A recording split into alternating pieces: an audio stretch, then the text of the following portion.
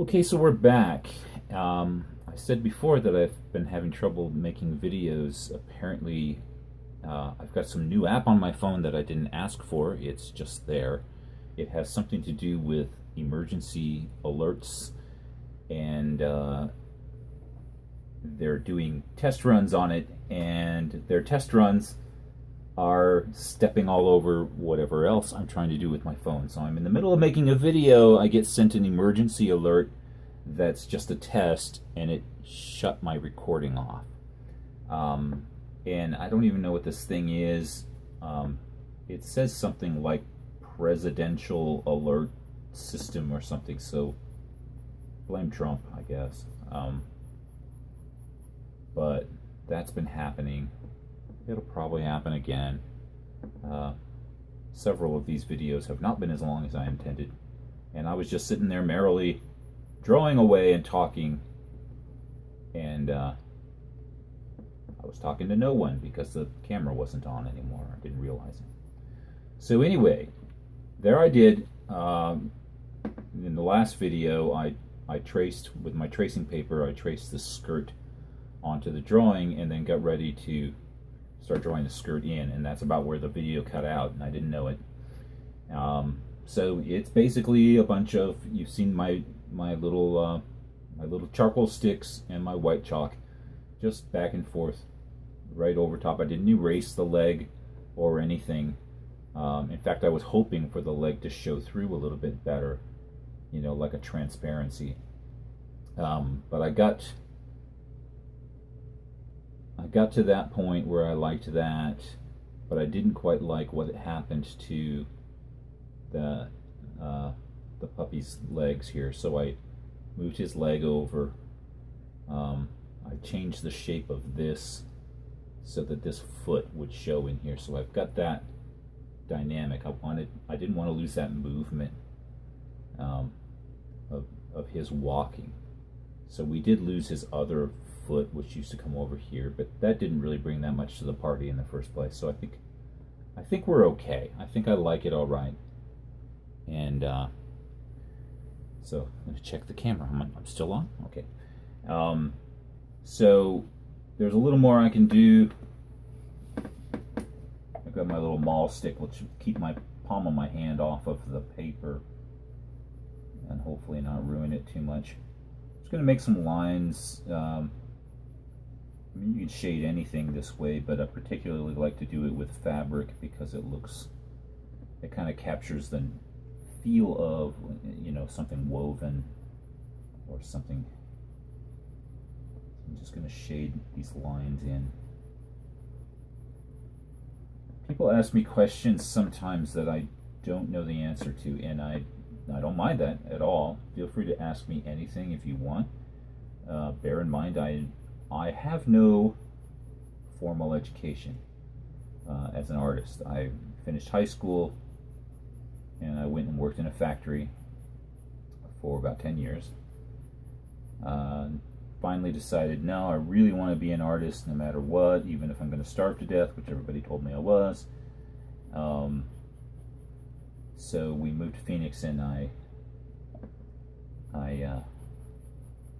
started putting it out there that I was an artist, and people said, oh, paint me a sign. And I didn't want to paint signs, but I figured it was better than starving to death, and it was sort of an art. So I painted signs. Liked it better than I thought I was going to, and stuck with it for 20 years. So anyways, that's me. That's my life. I never had a penny to do, you know, to go to college, go to art school, and whatnot. And I'm not complaining. That's just how my cards got dealt. I try to bring it up every now and then, not to say, oh, look at my dramatic story, but some people believe that, you know, well, if you don't have money to go to expensive art school, you don't have an art career. That's it, you know, or something. So I try to impress upon people that, it may not take the form that you're envisioning in your head, whatever movie you've played for yourself of what your art education or your art career might look like. It might look like something entirely different, but you can still do something. If you want to, you can get out there and do something. And I don't know how a message like that comes off offensive. But every time I say it, somebody out there gets mad and says, "Well, it's easy for you to say, you privileged fucker." Did you miss the part where I worked in a sweatshop for 10 years and don't have any money? But I don't know. I have a penis, so everything in life is handed to me. Okay. If that's important to your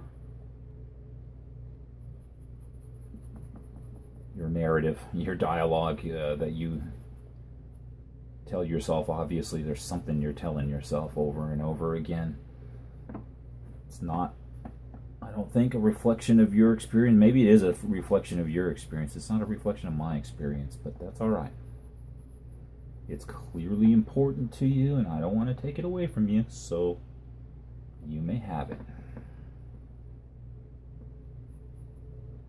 But I do want to tell people that, yeah, it's possible to have an art career, even if it doesn't follow the path that you may have envisioned from the get-go. Maybe something you've read or been told or just imagined. That may not be available, but something's available. Something could happen. In between these last sessions, I took this paper outside and I sprayed it with workable fixative. That puts a layer of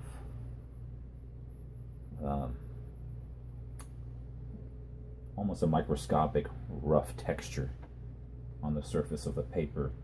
Makes it a lot easier for these lines to stick. This pencil is much darker on top of the workable fixative than it was on the paper before I put the fixative on.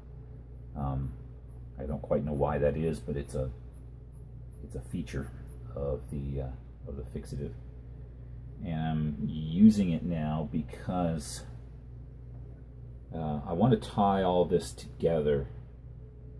She's standing on the ground. This triangular shape that I created kind of stabilizes her, but the dog is back there kind of floating in the air a little bit. Even though I've done this suggestion of stuff, it's not real solid. So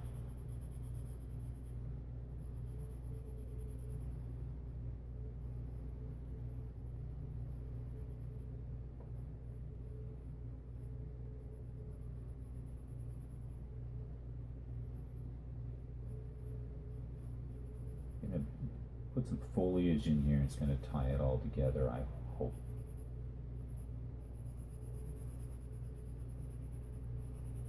My signature is in there from before. That's going to get lost. I'll put it someplace else. Or something. I don't know.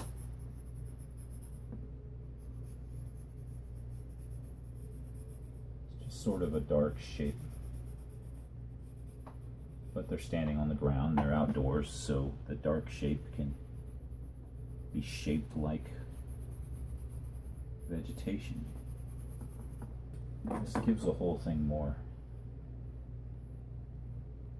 character and more of a sense of place. It's not detail.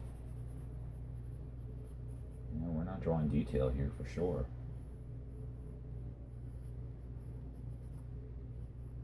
Barely anything.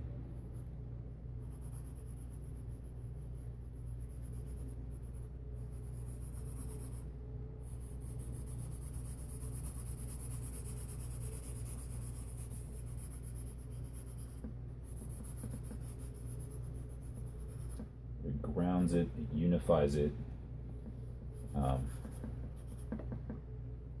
kind of puts them both in the same environment, if you will.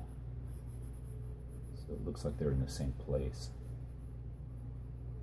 Very important.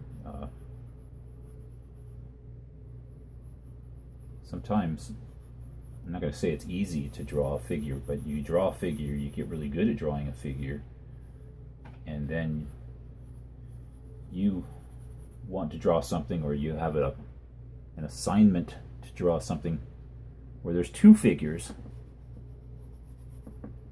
and man, that's a whole other kettle of fish to make two figures standing in a picture and looking like their feet are both on the ground, like they're not two different perspectives, or that can drive you nuts.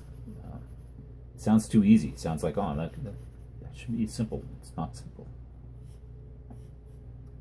So this is one of the things that kind of gets that done.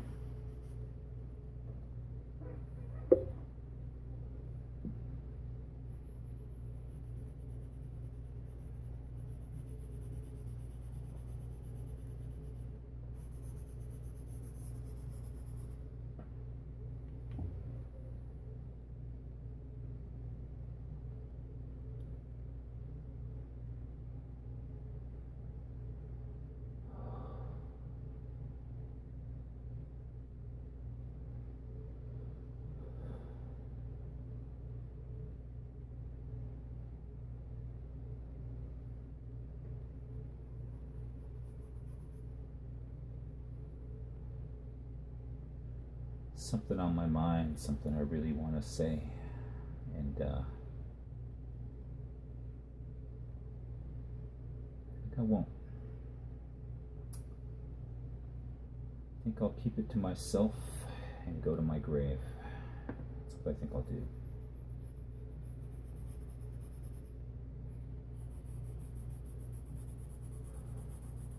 It was bad timing. Bring it up now, people will think I'm talking about something that's current in the news. Not what I'm talking about, but it's all right. Yeah, my signature got lost. I think I'll put it down here.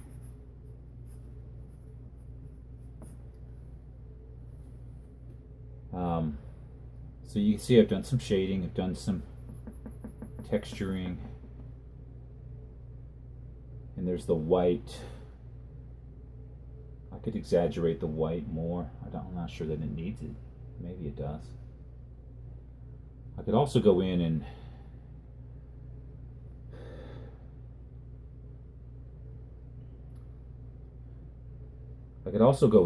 and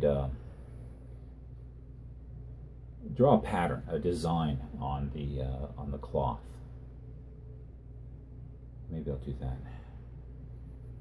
subtly. You could overwhelm it. You could overwhelm the whole drawing.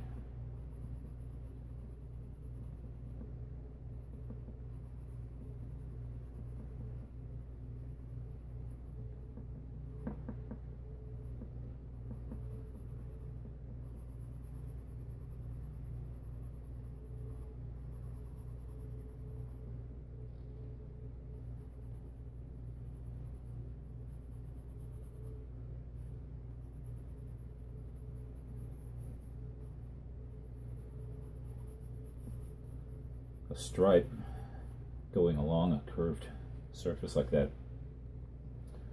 really shows you the shape of those curves. And